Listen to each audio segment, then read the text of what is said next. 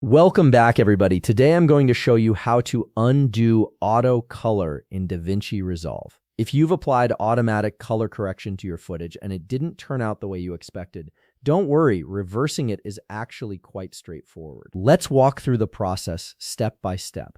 First things first, you'll need to open your Davinci Resolve application.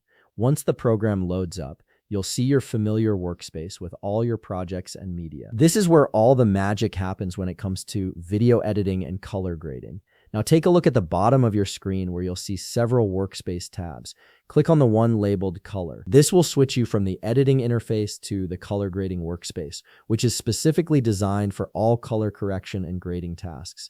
The interface here is optimized to give you full control over the visual look of your footage. Once you're in the color workspace, direct your attention to the top right area of the screen.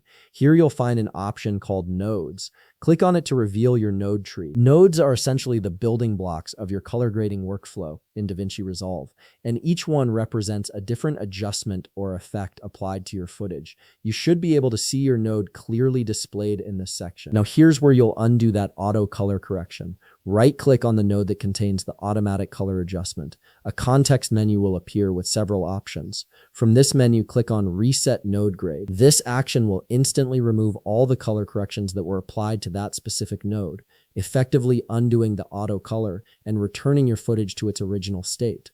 The node itself will remain in place, but it will no longer have any color adjustments applied to it. And that's it. You've successfully removed the auto color correction from your footage in Davinci Resolve. Your clip should now be back to its original ungraded appearance, giving you a clean slate to work with if you want to try different color correction approaches. If you found this video helpful, please leave a like, subscribe, and see you in the next video.